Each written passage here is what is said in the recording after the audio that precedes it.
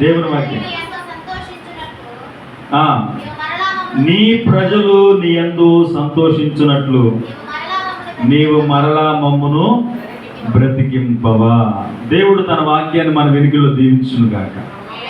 ఇంకోసారి చదవండి గట్టిగా, అందరూ చదవండి గట్టిగా. నీ ప్రజలు నీ యందు నీవు మమ్మును మరలా బ్రతికింపవా. ఎవరు చెప్పారు ఈ మాట? చెప్పాలి, అందరూ చూసి చెప్పాలి. ఎవరమ్మా? కోరాహు కుమారుడు. కోరాహు కుమారులు అంటే ఎవరు? కోరాహు పిల్లలు. కోరాహు ఎవరు? ఒకసారి వెనక్కి వెళ్ళండి. మళ్ళీ చాలాసార్లు చెప్పుకుంటా, మీకు అయినా గుర్తుండదు. అయ్యా, కోరాహు ఎవరు? కోరాహు ఎవరు? ఏమ్మా? కోరాహే అంతేగా. దాతాను, కోరాహు, అబీరు, ఈ ముగ్గురు కూడా మోషే మీద తిరుగుబాటు చేశారు. తిరుగుబాటు చేసినప్పుడు జరిగిన సంఘటన మరలా మీకు గుర్తు చేస్తాను ఒకసారి. దేవుడు ఊరుకుంటాడా? ఊరుకోకుండా మోషేను దేవుడు ఒక పాళెలో తీసుకొచ్చాడు. అనగా ఊరు వెలుపలకు తీసుకొచ్చి ఖాళీ స్థలంలో ఉంచి ఈ దాతాను, అబీహు, ఈ కోరాహు వాళ్ళందరూ కూడా ఆ స్థలంకి వచ్చినప్పుడు వీళ్ళతో పాటు కొంతమంది గుంపు కూడా వచ్చారు. ఎందుకు వచ్చారంటే మోషే మీద తిరుగుబాటు చేయడానికి. వీలైతే మోషేను కొట్టి చంపడానికి కూడా వచ్చారు. 3 రకాల గుంపులు, 3 వ్యక్తుల ద్వారా వచ్చారు. వాళ్ళు కోరాహు ప్రధానుడు. వీళ్ళందరూ వచ్చినప్పుడు దేవుడు అన్నాడు కదా మోషేతో, మోషే నువ్వు దూరంగా వెళ్ళు, నేను వీళ్ళు పని చూసుకుంటాను అన్నాడు. నిజంగా దేవుని ప్రజలకు విరోధంగా లేపబడిన ప్రతి మనుషుడు, ప్రతి ఆయుధం ఏమైపోద్ది? అంతే, వర్ధలదంగా. తర్వాత సంగతి నాశనం అయితే. మోషే దూరంగా వెళ్ళాడు. ఈ కోరాహు, దాతాను, అబీహు ఉన్నటువంటి స్థలము, వారితో పాటు వచ్చినటువంటి గుంపులు ఉన్న ఈ స్థలాన్ని దేవుడు కంపింపజేసి భూమి నోరు తెరిచెను. బైబిల్ చెప్పబడిన మాట ఏంటంటే భూమి నోరు తెరిచింది. తెలుసుగా, మన భాషలో చెప్పాలంటే భూకంపం. భూమి అక్కడ కంపించి నోరు తెరిచి ఈ 3 వ్యక్తులను, ప్రధానులను, వారితో పాటు ఏకీభవించిన వారందరిని ఒకసారిగా మింగి అక్కడ ఉన్నదాన్ని అందరిని కూడా నాశనం చేసింది ప్రియులారా. కాబట్టి జ్ఞాపకం చేసుకుంటే కనుక ప్రియులారా, అటువంటి కోరాహు సంబంధించిన పిల్లలే కోరాహు కుమారులు. ఈ సంఘటన వాళ్ళకి తెలిసిన తర్వాత, ఎప్పుడంటే కోరాహు చనిపోయిన తర్వాత కనీసం కోరాహును చూడడానికి కూడా లేడు. ఎందుకంటే భూమి అతన్ని మింగివేసింది కాబట్టి.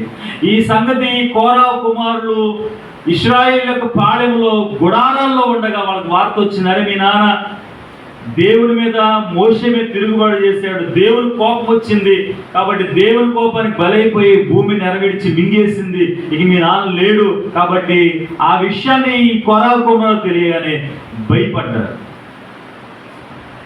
భయం కలిగింది. వెంటనే వాళ్ళు పశ్చాత్తాపడి తన తండ్రి వలే కాకుండా వారు ప్రత్యేకంగా ఉండాలని దేవుని విషయంలో జాగ్రత్తలు తీసుకుంటూ ప్రభువును అంగీకరించి కృతజ్ఞతతో ఈ మాట రాసుకుంటూ వచ్చారు. వాళ్ళు చెప్పినటువంటి మాటలే దేవుని కోపానికి బలైన కోరాహు సంతానము చెప్పిన మాటలే ఈ మాటలు. ఏమంటున్నారు? మనం కొంచెం చదవండి. నీ ప్రజలు నీ యందు సంతోషించినట్లు నీవు మరలా మమ్మును బ్రతికింపు. బ్రతికింపు అంటలేదు కానీ నీవు మరలా మమ్మును బ్రతికింపు అంటే, మరలా అన్న మాట ఎప్పుడు వచ్చిందంటే ఒకసారి అయిన తర్వాత మరలా రెండవసారి. దేవుడు కపెర్నహూమును మరలా వెళ్ళాడంట. మరలా కపెర్నహూము కదా మరొకసారి మార్కు సువార్త 2వ అధ్యాయంలో మాట చెప్పబడుతూ ఉంటుంది. దేవుడు ఒక ప్రాంతానికి మరలా వచ్చాడంటే ఏదో బలమైన కారణం ఉండే ఉంటుంది ఖచ్చితంగా. దేవుడు మరలా మరలా మరలా అన్న మాటలను చాలా అరుదుగా రాసుకుంటూ వచ్చాడు బైబిల్లో. ఒక వ్యక్తితో దేవుడు చాలాసార్లు మాట్లాడుతూ వచ్చాడు, కానీ 2 సార్లు మాట్లాడిన సందర్భాలు చాలా తక్కువ. అసలు 2 సార్లు మాట్లాడాడంటే అవకాశం ఏంటో తెలుసా? విషయం ఏంటంటే సీరియస్ మ్యాటర్ అన్నమాట అది. అంటే మొదటిసారి అయింది, మరలా దేవుడు మాట్లాడుతున్నాడు. మొదటిసారి చెప్పాడు, మరలా చెప్తూ ఉన్నాడు. మొదటిసారి దేవుడు వారికి అవకాశం ఇచ్చాడు, మరలా అవకాశం ఇస్తున్నాడు. మొదటిసారి వారిని బ్రతికించాడు, వారు చనిపోయారు, మరలా రెండోసారి బ్రతికిస్తున్నాడు. కాబట్టి కోరాహు చనిపోయాడు, కోరాహు పిల్లలు మమ్మల్ని బ్రతికించు, మరలా మేము మా తల్లిదండ్రుల దోషాన్ని బట్టి చచ్చిన వారిగా ఉన్నాం, మమ్మల్ని బ్రతికిస్తే నీ యందు మేము సంతోషిస్తాం. దేవునికి స్తోత్రం. మనం బ్రతికించింది ఎందుకు దేవుడు? చెప్పాలి. మనం ఎందుకు బ్రతుకున్నాం? ఇప్పుడు ఎందుకు దేవుడు మనకు అవకాశం ఇచ్చాడు? ఎందుకు 10 నెలల్లో దేవుడు నడిపించాడు? చెప్పండి అమ్మా. ఏంది సీరియస్గా ఉన్నారు అందరూ కూడా? అమ్మా, ఎందుకు దేవుడు మనకి ఇచ్చాడు అవకాశం? 10 నెలలు ఎందుకు వచ్చాడు దేవుడు? నిజంగా మొన్న నేను విజయవాడలో ఉన్నాను. అక్కడ అయోధ్య నగరం ఒకటి ఉంది, అక్కడ వచ్చిన ప్రార్థన ఉంటే అక్కడికి వెళ్ళారు చోటకి. వాళ్ళు చెప్పుకున్న మాటలు ఏంటంటే, అది కరెక్ట్గా ఈ రోజుల్లో నేను వరద ఎక్కువ ఉంది, మన ప్రాంతం మునిగిపోయింది అని చెప్పుకుంటున్నారు. నిజమే, కరెక్ట్గా 4 రోజులు సెప్టెంబర్ 1 తారీఖున వరద ప్రారంభింది. అది ఆదివారం పూటే, పైగా సెప్టెంబర్ 1 ఆదివారం వరద ముంచింది విజయవాడని, ఆ సింగనగర్ ఆ పరిసర ప్రాంతాలని. కరెక్ట్గా మొన్నటికి నెల అయిపోయింది. ఒక వ్యక్తి చెప్తున్నాడు, అరే ఈ రోజు మనం చాలా నష్టపోయాం. వాళ్ళు అనుకుంటున్న మాటలు ఇంకో మాట ఏం చెప్పారండి, ఒకవేళ ఆ వరద రాత్రి వస్తే ఏమయ్యేదిరా అనిపించింది అనుకుంటారు వాళ్ళు. ఆదివారం ఉదయం 7ంటికి స్టార్ట్ అయింది వరద, ఆ నీళ్లు వచ్చేయడం. వర్షమే లేదు, వర్షం ఏం పడట్లా, లైట్గానే ఎక్కడి నుంచో వచ్చిన నీరు కొట్టుకుంటూ వస్తుంది బాగా పొంగువలే. 7ంటికి మన విజయవాడ మందిరం దగ్గరికి స్టార్ట్ అయ్యి 10ంటికల్లా మునిగిపోయింది. చూడు ఎంత ఫాస్ట్గా వచ్చిందో. 3 గంటల్లో దాదాపు 3-4 అడుగులు ఎత్తు నీళ్ళు వచ్చేసినాయి. అంతా చెప్పుకుంటున్నారు ఇద్దరు మాటలు. ఆ మాట నేను చెవివేసి విన్నాను. ఒకవేళ అర్ధరాత్రి 12-1 గంటకి ఈ వరద వచ్చి ఉంటే ఏమైంది మన పరిస్థితి? ఏమైంది చెప్పండి ఒకసారి. ఏమైంది అంటారు? అందరు మంచి నిద్రలు ఉంటారు, వరద అనుకోకుండా నెమ్మదిగా వచ్చేసేది, ముంచేసేది. బయటకు వచ్చి కనీసం తీరుకునే అవకాశం కూడా ఉండేది. కానీ దేవుడు మహాకృపను బట్టి మనం బ్రతికేవారని వాడు చెప్పుకుంటున్నాడు. దేవుడికి స్తోత్రం. దేవుడు అలాగే వారినే కాదు, మన విషయాల్లో కూడా, మన కుటుంబాల్లో కూడా దేవుడు మనల్ని మరలా బ్రతికిస్తూ ఉన్నాడు. ఒకసారి కాదు, రెండోసారి కూడా అవకాశం ఇస్తున్నాడు, మూడోసారిగా ఒక్కొక్కసారి అవకాశం ఇస్తూ ఉన్నాడు. ఎందుకు దేవుడు అవకాశం ఇస్తున్నాడంటే, మనం చదువుకున్న మాటలో ఉన్న అర్థాన్ని బట్టి చూస్తే, నీ ప్రజలు నీ యందు సంతోషించినట్లు, దేవుని యందు మనం సంతోషించాలని, దేవునితో మనము ఎక్కువగా సంతోషపడే వ్యక్తులుగా ఉండాలని. నిజంగా ఆరాధనలో చెప్తూ ఉంటాను ఈ మాట. మనం ఆనందం ఉండడానికి దేవుడు ఎన్నో చేస్తూ వచ్చాడు, ఇంకా చేస్తున్నాడు. ఈ నెల మనకి ఇచ్చాడంటే మనం సంతోషించాలనే. మనకు దేవుడు ఆహారం ఇచ్చాడంటే సంతోషంగా ఉండాలనే. ఆరోగ్యంగా ఉన్నామంటే సంతోషంగా ఉండాలనే. అంటే దేవుడు మన ఆనందం కొరకు అన్ని చేస్తున్నాడు. ఇప్పుడు ఆ ఆనందాన్ని అనుభవిస్తున్న మనము ఆయన సంతోషపడే వ్యక్తులకు మనం కూడా బ్రతకాలని చూస్తున్నాడు. అలా ఆయన సంతోషపెట్టడం కొరకు దేవుడు ఈ కోరాహు భక్తుల ద్వారా మాట్లాడుతున్న మమ్మల్ని మరలా బ్రతికించు. మనం ఎందుకు బ్రతుకున్నామంటే, మరలా దేవుడు ఎందుకు బ్రతికించి ఉంచాడంటే ఆయనతో సంతోషించాలని, ఆయన బట్టి సంతోషించాలని, ఆయన కొరకు సంతోషించాలని. దేవుడు బైబిల్ గ్రంథంలో చాలా విషయాలు మనం నేర్పించుకుంటూ వస్తూ కొన్ని పాఠాలు మనం నేర్పించుకుంటూ వచ్చాడు.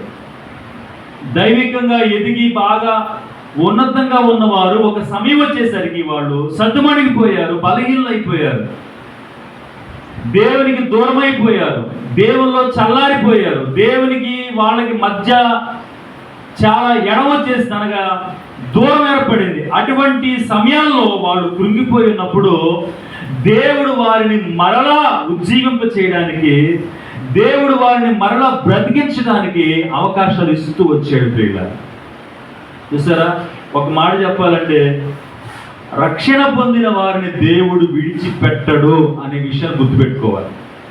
అవసరమైతే ఒక రోగాన్ని పెట్టో, మంచాన్ని ఎక్కించో, ఆ మంచం ఎక్కిన తర్వాత మూలుగప్ప చేసో, పాప నొప్పింప చేసో, ఏడిపించో, మొత్తానికి ఏదైతేనేమి అతన్ని మరలా సరిచేసి సమాధానపరిచి తన పాపాలు తన నోటితో ఒప్పింపజేసి ఆ తర్వాత తన ప్రాణాన్ని తీసుకుంటాడు. దేవునికి స్తోత్రం.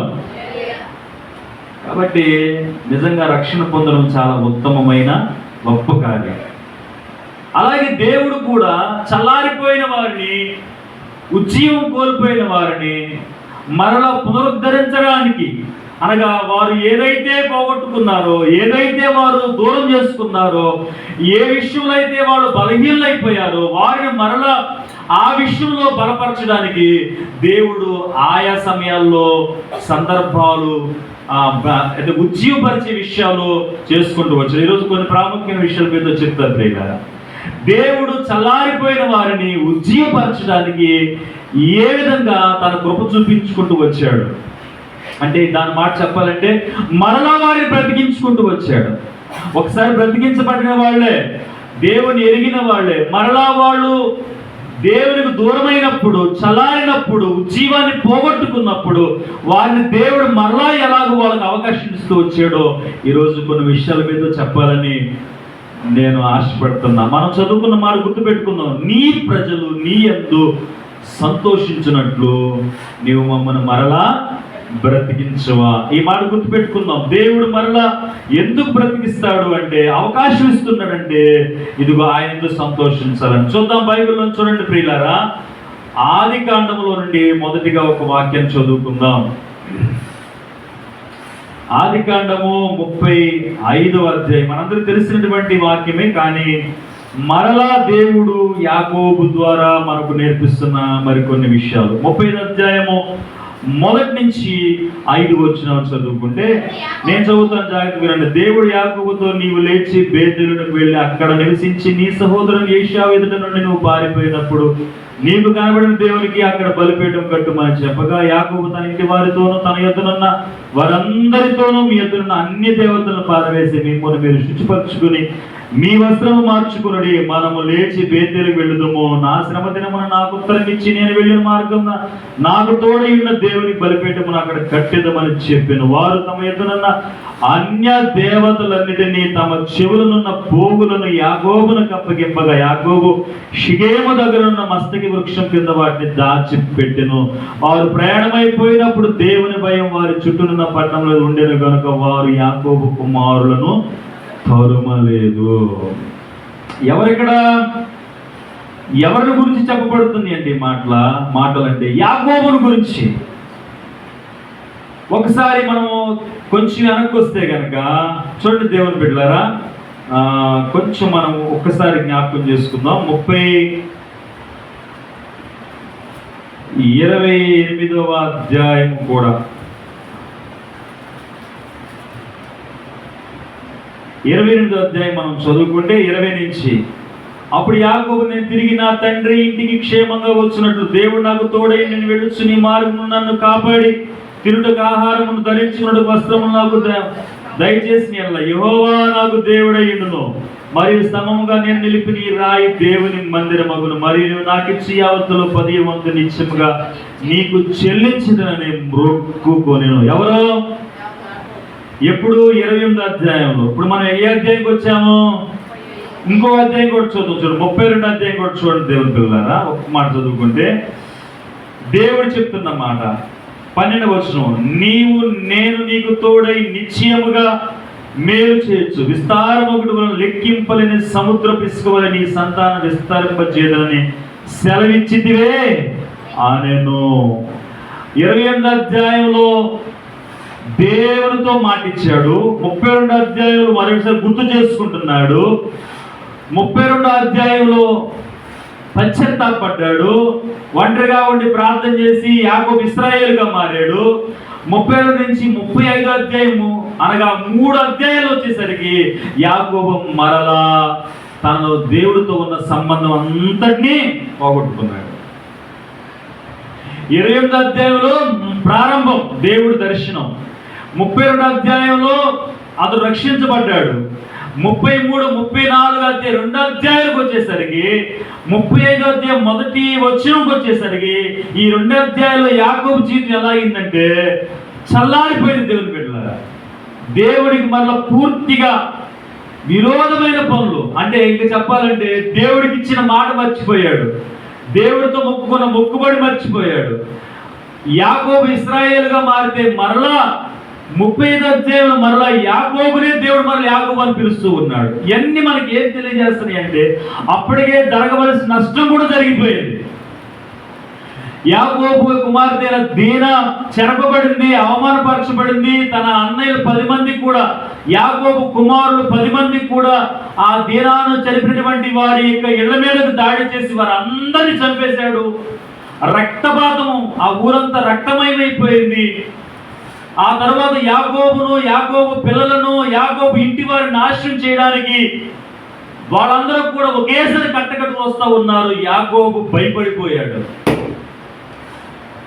చూడండి ప్రియులారా, ఎప్పుడైతే దేవుడికి మనం ఇచ్చిన మాట మర్చిపోతామో, ఎప్పుడైతే దేవుడికి మనకు మధ్యలో తీర్మానాలు దూరం అవుతాయో ఖచ్చితంగా మన జీవితంలో ప్రియులారా సత్యస్థులకు వెళ్ళిపోతాం, చల్లారిపోతాం ఖచ్చితంగా.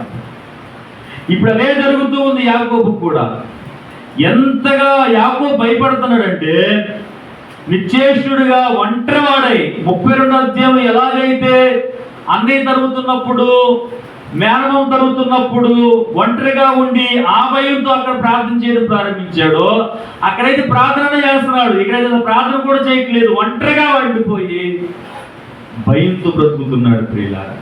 అటువంటి యాకోబును దేవుడు, నేను చెప్పే కదా, రక్షణ పొందిన వారిని దేవుడు విడిచిపెట్టడు. అందుకే మనమందరము రక్షించబడితే దేవుడు మనలను మరలా మరలా బ్రతికించి తన రాజ్యం కొరకు సిద్ధపరుస్తాడు. దేవునికి స్తోత్రం. యాకోబు జీవితంలో కూడా అదే కనబడుతుంది ప్రియ దేవుని బిడ్డలారా. ఏంటంటే అది ఉజ్జీవం అంతా చల్లారింది.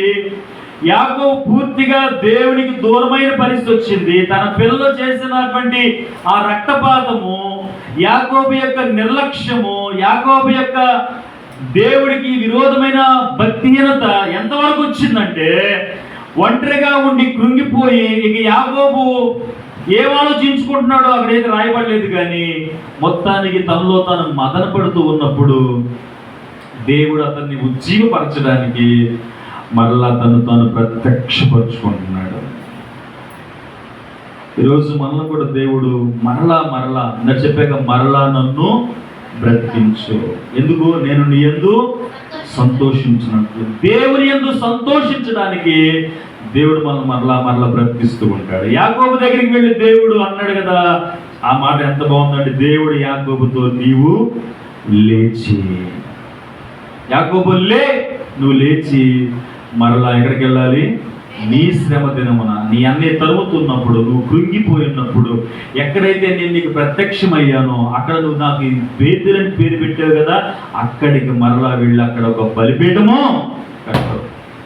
అయితే ఇంకో మాట కూడా చెప్పాడు, ఎప్పుడైతే దేవుడు బలిపీఠం కట్టమని చెప్పాడో, నేను నీకు తోడుగా ఉంటానని చెప్పాడో, మరలా ఆగిపోయినటువంటి ఆ కృపను, కనికరాన్ని దేవుడు యాకోబుకి ఇస్తానని చెప్పాడు. అవన్నీ నెరవేర్చబడాలి అంటే యాకోబు చేస్తున్న పని ఏంటంటే, యాకోబు మరలా దేవుని యొక్క కృపను, కనికరాన్ని పొందుకోవడానికి యాకోబు మరలా చేస్తున్న పని ఏంటంటే, ఆ కింద వచ్చిన రాయబడి చూడండి అక్కడ ప్రియులారా. తన ఇంటి వారు, యాకోబు తన ఇంటి వారందరితోనూ, తమ యొద్దనున్న వారందరితో మీ యొద్దనున్న అన్ని దేవతలను పారవేసి, ఇప్పుడు ఉజ్జీవం ఆగిపోయింది. దేవుడు యాకోబుకు దూరం అయిపోయాడు. యాకోబును దేవుడు ఆల్మోస్ట్ విడిచిపెట్టేసి అనుకున్న సమయాల్లో మరలా దేవుడు అతనికి అవకాశం ఇస్తున్నప్పుడు యాకోబు సరి చేసుకోవడానికి ఏ పని చేస్తున్నాడంటే తెలుసా మీకు? అన్య దేవతలను పారవేస్తా ఉన్నాడు. మనం చెప్పి మీకు సొలొమోను పాడైపోవడానికి గల ప్రధానమైన కారణం ఏంటంటే సహవాసం. ఏంటిది? సహవాసం, స్నేహం. అన్యులతో స్నేహం చేయడం, అన్య దేవతలు కలిగిన వారితో సహవాసం చేయడం, అన్యులను పెళ్లి చేసుకోవడం, అన్యులతో ఎక్కువ సమయాన్ని గడపడం మనల్ని ఆటోమేటిక్గా ఏం చేస్తుంది? దేవునికి దూరం చేసేస్తుంది. ఇంకో కారణం కూడా చెప్పాను ప్రియులారా, అతడు బాల్యం బాగుంది, అతడు యవ్వనం బాగుంది, అతడు వృద్ధాప్యం వచ్చేసరికి అతడు దేవుడికి దూరం అయిపోయాడు. అతని కాలంలో ఒక యుద్ధం కూడా జరగలేదని చెప్పాడు. ఒక్క యుద్ధం కూడా ఆ సొలొమోను కాలంలో జరగలేదు. కాబట్టి ప్రశాంతమైన సమాధానకరమైన పరిస్థితులు చూసిన సొలొమోను దేవుడికి విరోధంగా మారిపోయాడు. కాబట్టి శ్రమలు లేనప్పుడు మనుషులు ఖచ్చితంగా దారి తప్పిపోతాడు. శ్రమలు ఉంటేనే మనము అణిగిమణిగుంటూ ఉంటాం, బలహీనతలు వస్తూ ఉంటేనే, ఆర్థిక ఇబ్బందులు వస్తూ ఉంటేనే, అవమానాలు ఉంటూ ఉంటేనే, కష్ట నష్టాలు ఉంటూ ఉంటేనే మనకు ఎవరు గుర్తుకొస్తారు? దేవుడు గుర్తుకొస్తూ ఉంటాడు. లేకపోతే దేవుడు మనం మర్చిపోతాం కూడా ఖచ్చితంగా. అందుకే నేను దేవుడు ఎప్పుడు కూడా ఒకటి ప్రార్థన చేసినప్పుడంట దేవుడు ఒకటి శ్రమ తీసేస్తాడు. మనం శ్రమలు ఎందుకు ప్రభు మాకు ఇన్ని శ్రమలు పెట్టావు, ఇన్ని బాధలు పెట్టావు, మాకే ఎందుకు, నాకే ఎందుకు అనుకుంటాను అంటాం కదా. అప్పుడు దేవుడు ఏం చేస్తాడంటే మొదటిగా ఆ శ్రమను మొదటిగా తొలగించగలడు, తీసేస్తాడు ఆయనకి ఇష్టమైతే. లేకపోతే ఆ శ్రమను అలాగే ఉంచి వాటిలో తోడుగా ఉండి మన శ్రమలో గుండా నడిపించుకుంటాడు. ఆయనకి ఇష్టమైతే తీసేస్తాడు. ఒకవేళ అది ఉండాల్సి వస్తే అలా ఉంచి మనల్ని వాడి తోడుగా ఆయన కూడా ఉండి మనం నడిపించుకుంటాడు. అర్థమవుతుందా? కాబట్టి దేవుడు యాకోబును మరలా ఉజ్జీవపరచడం కొరకు అతనికి అవకాశం ఇచ్చినప్పుడు యాకోబు దాన్ని ఎలా వినియోగించుకున్నాడంటే అన్య దేవతలను పారవేశాడు. ఏం చేశాడమ్మా?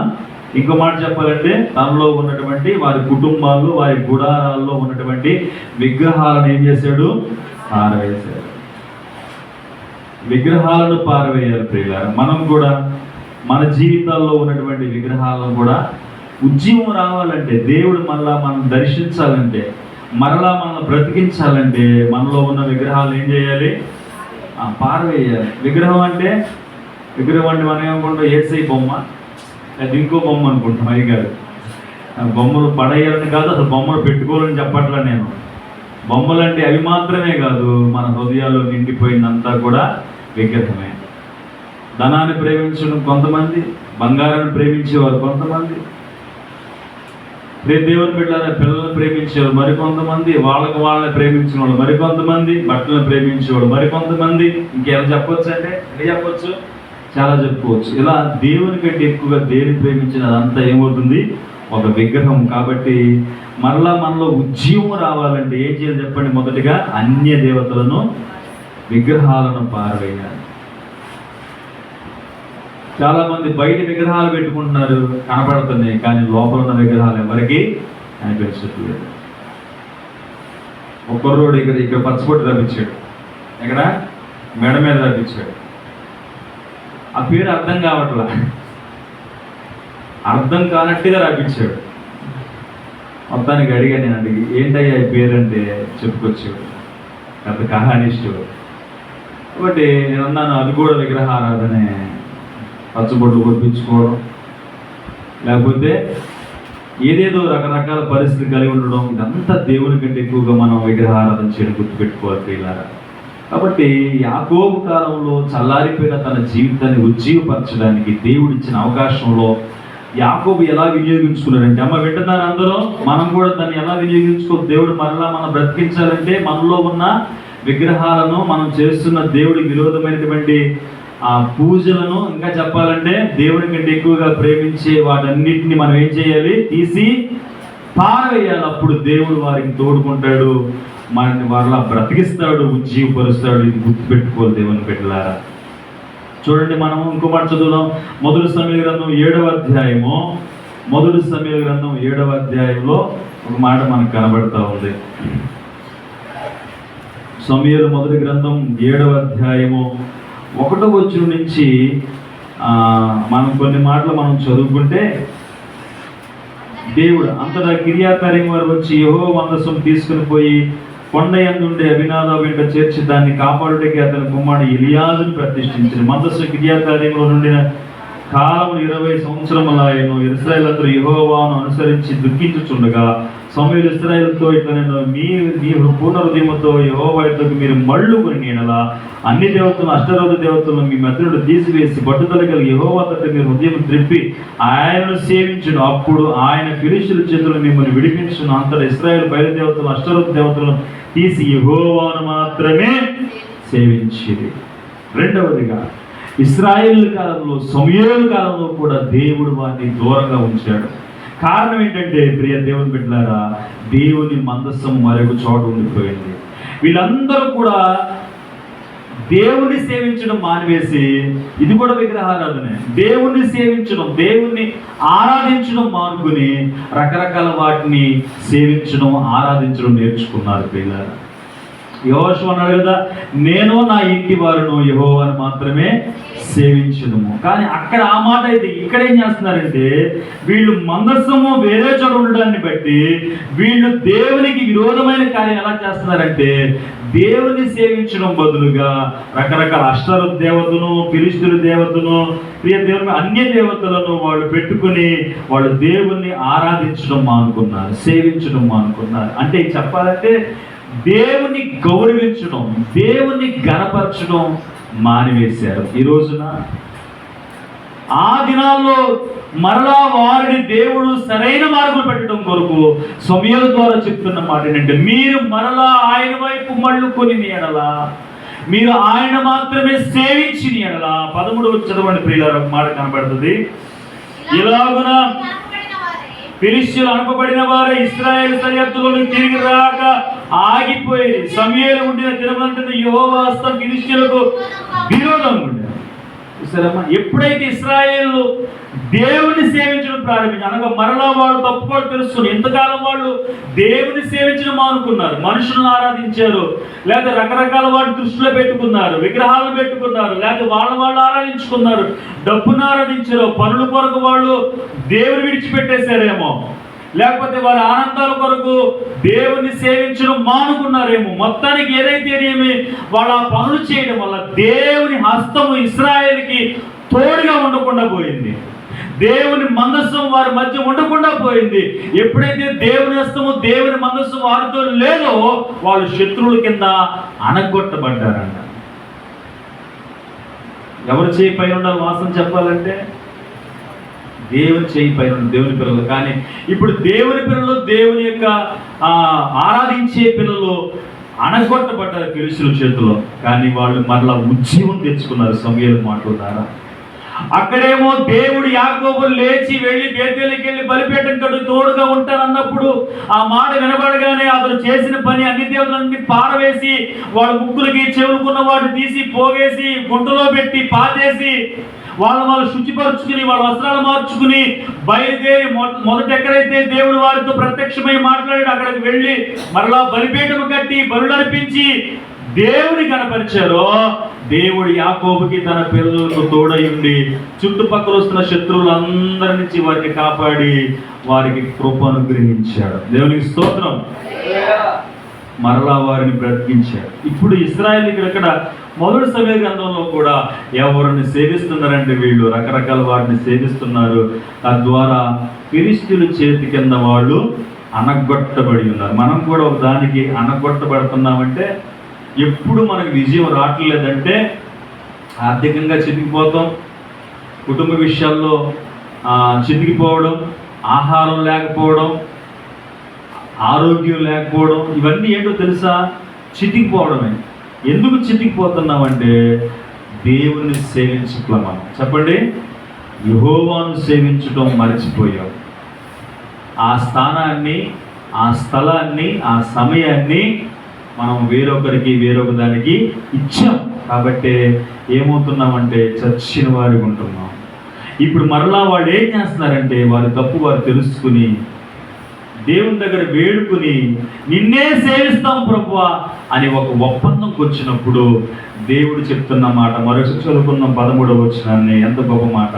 ఇలాగున ఫిలిష్తీయులు అనపబడిన వారై ఇశ్రాయేలు సరిహద్దులో తిరిగి దాకా ఆగిపోయి, సమూయేలు ఉండిన దినములన్నిటిని యెహోవా హస్తం ఫిలిష్తీయులకు విరోధముగా ఉన్న దేవుడు తన శత్రువులను, ఇశ్రాయేలు శత్రువులను అనగొట్టి ఎప్పటికీ కూడా సమూయేలు ఉన్నంత కాలము కూడా రాకోకుండా ఆపేశాడు. సమూయేలు కాలంలో వచ్చిన ఉజ్జీవం ఇది, యాకోబు కాలంలో వచ్చిన ఉజ్జీవం అది. వాళ్ళు అన్య దేవతలను పారవేసినప్పుడు దేవుడు వారిని ఉజ్జీవపరిచాడు.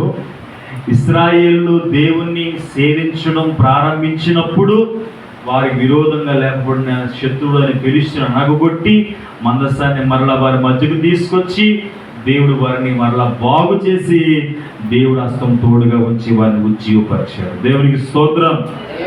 కాబట్టి మనం కూడా జ్ఞాపకం చేసుకోవాలి. మూడో మాట చూడండి ప్రియులారా, మొదటి రాజుల గ్రంథం 18వ అధ్యాయం. రాజుల మొదటి గ్రంథం 18వ అధ్యాయంలో ఒక మాట మనం చదువుకుంటే,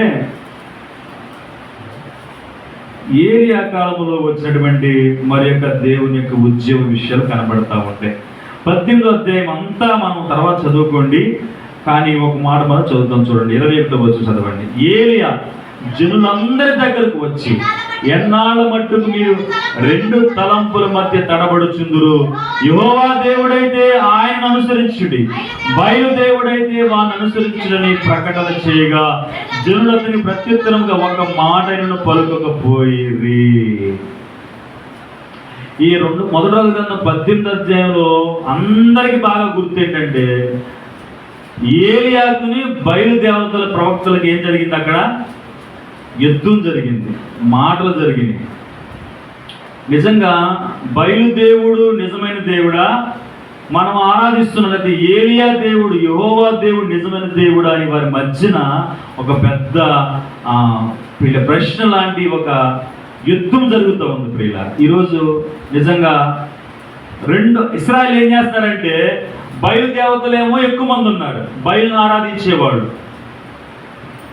ఏలియా పక్షంగా దేవుడు ఒకడు ఉన్నాడు పరలోకంలో, ఏలియా ఒక్కడే ఉన్నాడు. ఇప్పుడు నిజంగా చెప్పండి, ఒక 20 మంది ఒక వైపు వ్యక్తి ఉంటే, ఒక వ్యక్తి ఒక్కడే ఉంటే ఎవరి వైపు వెళ్తాం? మనం కూడా ఎవరి వైపు చూస్తాం? మొన్న ఒక మాట చదివే మనకు తెలిసిన విషయం అదేంటంటే, ఎక్కువ ఏ కొట్టులో అయితే జనాలు వెళ్తారో మనం కూడా ఆ కొట్టుకే వెళ్తామంట. అక్కడ మోసం జరిగేది ఎక్కువ, నిజం చెప్పాలంటే అక్కడ జరిగేది మోసం.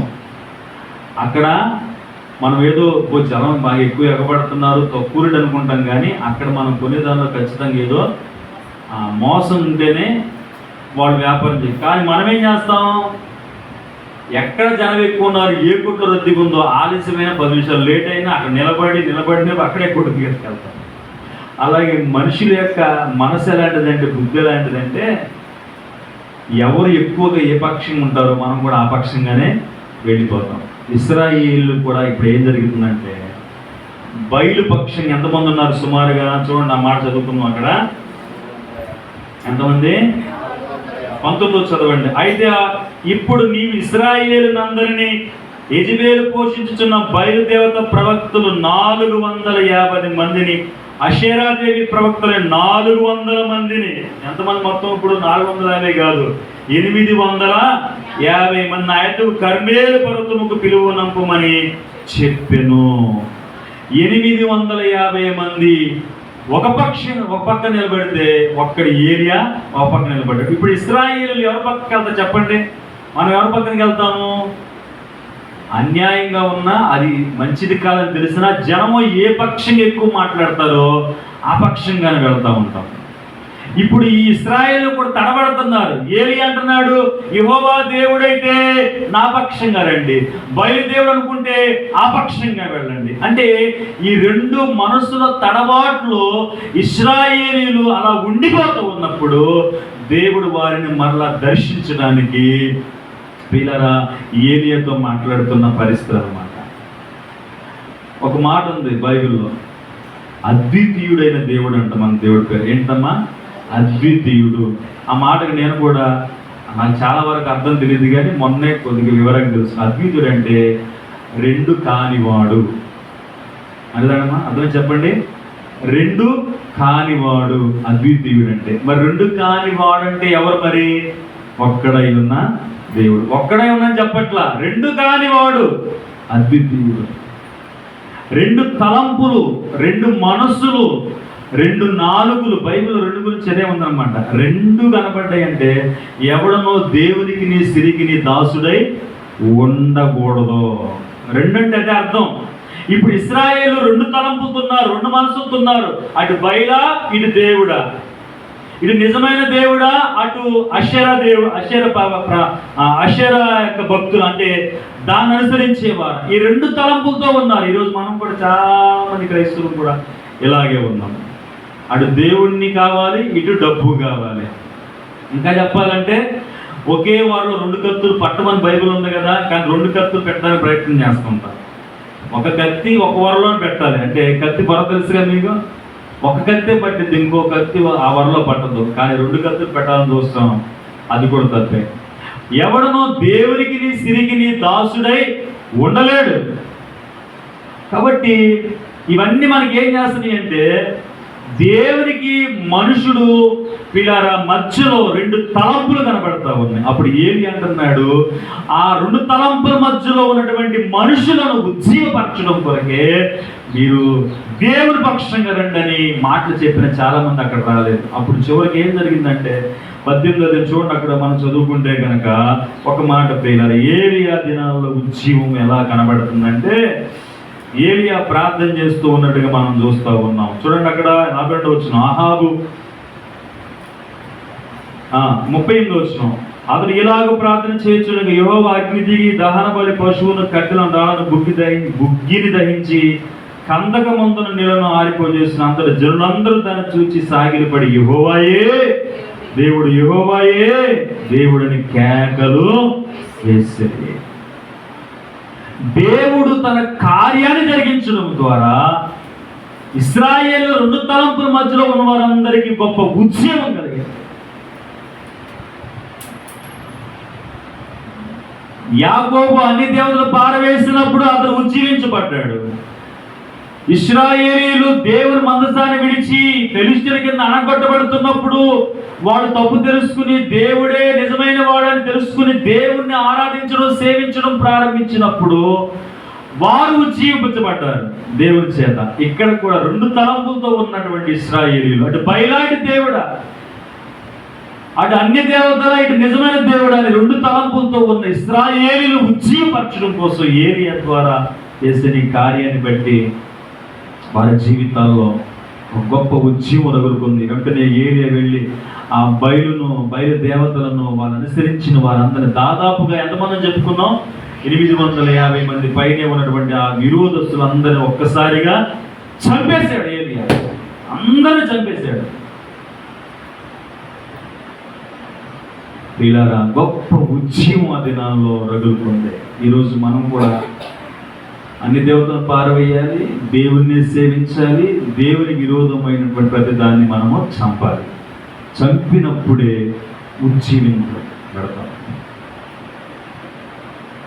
క్రీస్తునందు ప్రియులారా, అలా కాకపోతే మన జీవితాల్లో గొప్ప కార్యాలు చూడలేము. మనం ఏ స్థితిలో ఉన్నామో మళ్ళీ ఆ స్థితిలోనే ఉండిపోయే పరిస్థితులు వచ్చేస్తాయి. కాబట్టి జ్ఞాపకం చేసుకుందాం, నీ ప్రజలు నీ యందు సంతోషించినట్లు నీవు మమ్మల్ని మరలా, చెప్పండి, నీవు మమ్మల్ని మరలా బ్రతికింపవా.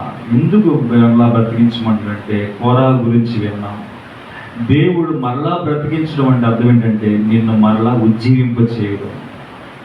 యాకోబు ఒంటరివాడే, మొదట్లో ఒంటరితనం వేరు, ఇప్పుడు దేవుని ఎరిగిన తర్వాత వచ్చిన ఒంటరితనం వేరు.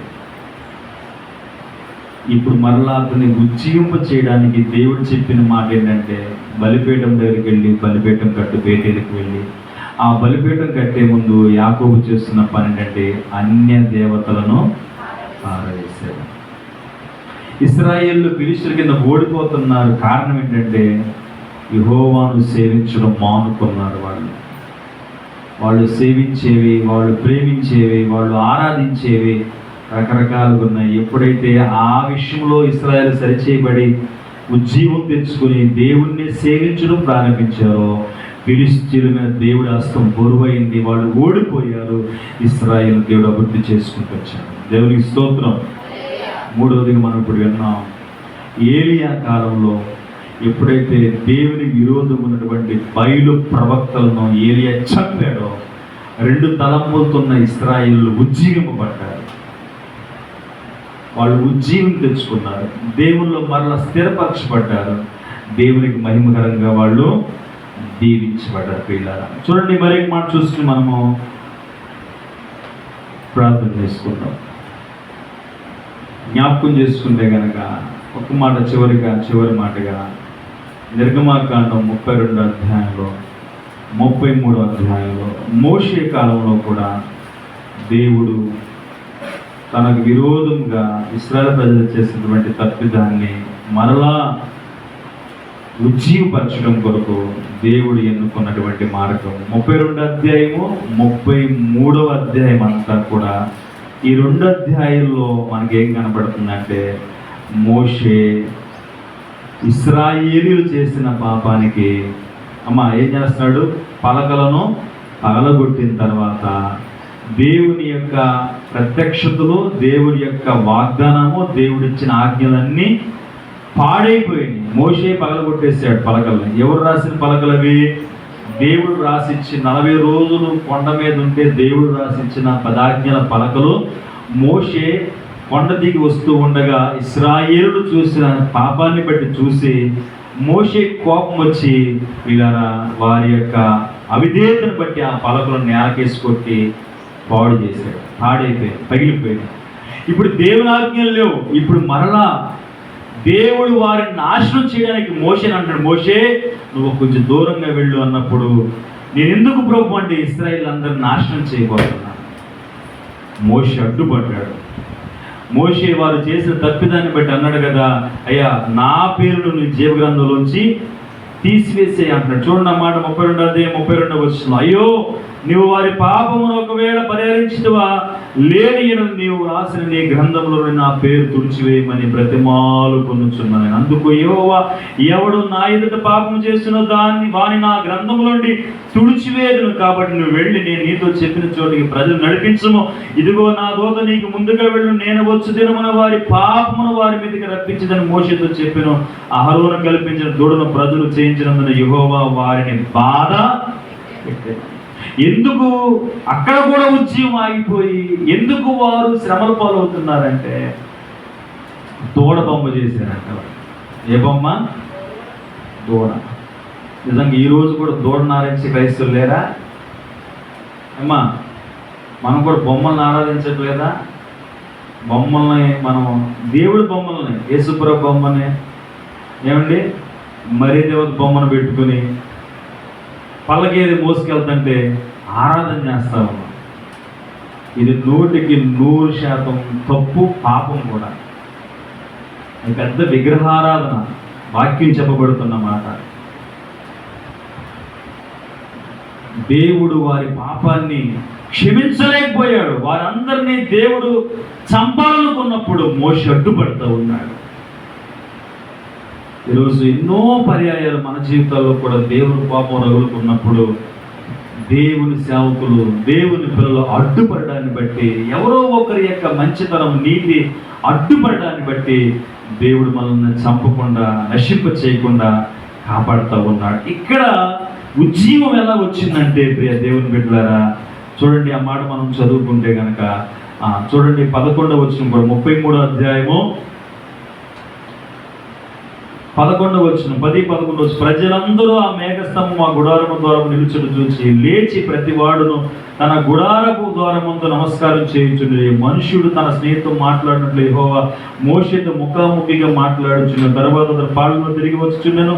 అతడు పరిచారకుడును నూను కుమారుడు యెహోషువ తాను యవనస్తుడి గుడారం నుండి వెలుపలికి రాలేదు. అంటే వీళ్ళందరూ ఏం చేస్తున్నారంటే మోషే, యెహోషువ వీళ్ళందరూ కూడా ఇశ్రాయేలు చేసినటువంటి పాపానికి పరిహారంగా దేవుడి ఎదుట సాగిలు పడతా ఉన్నారు.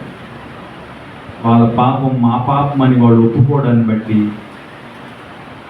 ఇశ్రాయేలు చేసిన పాపం నా పాపమే ప్రభు అని వాళ్ళు ఒప్పుకోవడాన్ని బట్టి దేవుని కోపము ఆగి ఇశ్రాయేలు దేవుడు క్షమించాడు. ప్రియులారా, వీడు చేసిన పాపం సామాన్యమైన పాపం కాదు. దేవుడు వ్యభిచార పాపాన్నైనా క్షమించాడు కానీ విగ్రహారాధన పాపాన్ని మాత్రం క్షమించలేదు. ఇది గుర్తుపెట్టుకోండి. వేష్యులు పరలోకంలో ఉంటారు కానీ విగ్రహారాధికులు పరలోకంలో ఉండరు. వేషధారులు విగ్రహారాధికులు. కాబట్టి ప్రియులారా, వేష్యులు ఉంటారు. పాపాత్ముల స్త్రీ ఖచ్చితంగా పరలోకంలో ఉంటుంది, ఎందుకంటే దేవుడితో క్షమించబడింది కాబట్టి. ధనవంతుడైన జక్కయ్య ఖచ్చితంగా పరలోకంలో ఉన్నాడు, ఎందుకంటే అతనికి రక్షణ వచ్చింది కాబట్టి. రాహాబు వేశ్య విశ్వాసుల జాబితాలో చేర్చబడింది. ఎందుకంటే ఆమె వేగుల వారిని దాచి రక్షణలో తీసుకొచ్చింది తన ఇంటి వారిని. కాబట్టి ఈ రోజున ఎవరికి ఉద్యమం రాదంటే దేవునికి విరోధమైన విగ్రహారాధన చేస్తే. విగ్రహారాధన దేవుడు దేనితో పోల్చాడంటే వ్యభిచార పాపంతో పోల్చాడు. ఒక చెట్టును ఆరాధించడం వ్యభిచార పాపం, ఒక రాయిని ఆరాధించడం, ఒక మనుషుని ఆరాధించడం, దేవుడిగా కొలవడం, దేవునికి కూడా రకరకాల పూజలు చేయడం, ఇవన్నీ కూడా విగ్రహారాధనే. కాబట్టి దేవుడు ప్రియులారా అవి వారవలేకపోయాడు.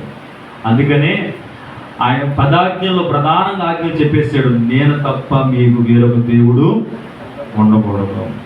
రెండవదిగా ఆకాశం అందే కానీ, భూమికి అందే కానీ, భూమి క్రిందన నీళ్ళ ఎందే కానీ మీరు ఏ రూపమును చేసుకుని వాటికి సాగిల పడకూడదు, వాటిని నమస్కరించకూడదు, వాటిని పూజింపకూడదు. నమస్కారం కూడా చేయొద్దు, పూజించొద్దు, సాగిల పడవద్దు. ఎందుకంటే నేను రోషము గల దేవుడు. ఆయన రోషం ఎక్కడంటే విగ్రహారాధన చేస్తే. దేవుడు ఇశ్రాయేలు అందరినీ హతమార్చాలనుకున్నాడు, కానీ మోషే అడ్డుపడటాన్ని బట్టి, వారి పాపాన్ని మోషే తన పాపంగా భావించి ఒప్పుకోవడాన్ని బట్టి కోపాగ్ని దేవుడు చల్లార్చుకుని వారిని క్షమించి మరలా బ్రతికించాడు. దేవునికి స్తోత్రం. ఉజ్జీవింపజేశాడు మరలా. ఏ విషయాన్ని బట్టి అయితే వాడు నాశనానికి సమీపం ఉన్నారో వారు దాన్ని సరిచేసుకోవడాన్ని బట్టి, దిద్దుకోవడాన్ని బట్టి, వారు పశ్చాత్తాపడ్డాన్ని బట్టి, లేకపోతే వారి పక్షంగా మోషే విజ్ఞాపన చేయడాన్ని బట్టి ఇశ్రాయేలు యొక్క పాపం క్షమించబడి దేవుడు వారిని మరలా బ్రతికించాడు. కాబట్టి దేవుని బిడ్డలారా, ఈ మధ్యాహ్నం కలిసి మనం కూడా జ్ఞాపకం చేసుకుందాం. నీ ప్రజలను ఎందు సంతోషించినట్లు నువ్వు వారిని మరలా బ్రతికించు. సంతోషించడానికి దేవుడు మరలా బ్రతికిస్తున్నాడు. ఒకటి, యాకోబును దేవుడు ఉజ్జీవింపచేసి తన జీవితంలో భయాన్ని పోగొట్టాడు. రెండవదిగా దేవుని సమూయేలు కాలంలో ఇశ్రాయేలు దేవుడిని సేవించడం మానేసినప్పుడు వారిని మరలా దేవుణ్ణి సేవించే విధంగా సమూయేలు ద్వారా సేవింపచేసి దేవుని కోపాన్ని రాకోకుండా అది ఫిలిష్తీయుల మీదే ఉన్నట్లుగా చేసి ఇశ్రాయేలుని కాపాడి వారిని ఉజ్జీవింపచేశాడు.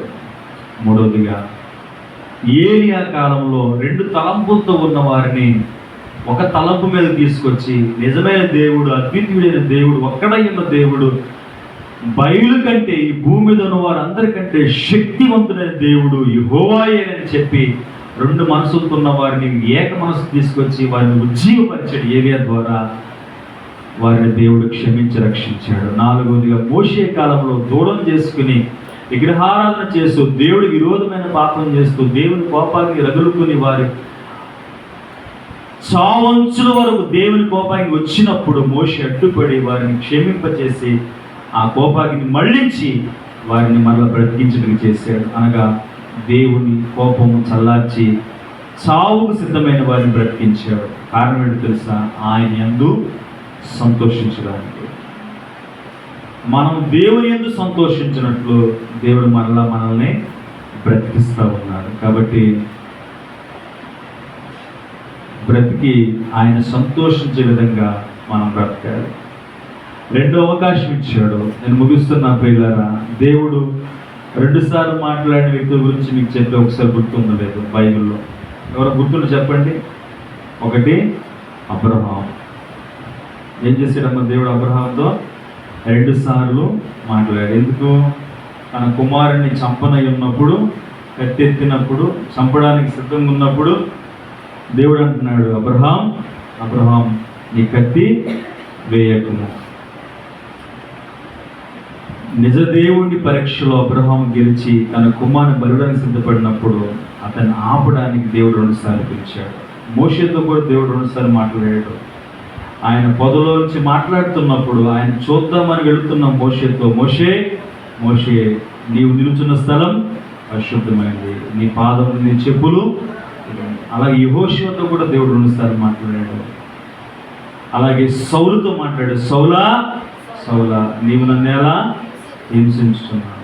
ఇంకోసారి కూడా చెప్పాడు, మార్తా, మార్తా, నువ్వు అనేకమైన పనులు పెట్టుకుని తొందరపడుతున్నావు.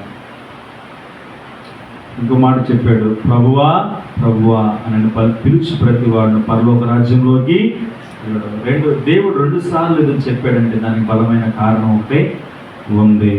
ఈ రోజున దేవుడు మరలా బ్రతికించిన అర్థం ఏంటంటే దేవుడు మరలా మనం దర్శిస్తున్నాడు ఉజ్జీవింపబడాలని, మరలా అవకాశం ఇస్తున్నాడు. యాకోబుకి ఇచ్చినట్లు, ఇశ్రాయేలుకి ఇచ్చినట్లు, ఏలియా ఉన్న దినాల్లో ప్రజలకు ఇచ్చినట్లు, మోషే కాలంలో ఉన్న ఇశ్రాయేలుకి ఇచ్చినట్లు దేవుడు మనకి ఇస్తూ ఉన్నాడు. మనం మరలా బ్రతుకుదాం, ఉజ్జీవించబడదాం, దేవుణ్ణి సంతోషపెడదాం, మనం సంతోషంగా జీవిద్దాం. దేవుని వాక్యం ద్వారా మేలు పొందుకుందాం. ఈ వాక్యం ద్వారా మనం సరి చేసుకుని మేలు పొందుకుందాం. అటు కృప దేవుడు మనకు దయచేయండి. ఆమేన్. ప్రార్థన చేసుకుందాం.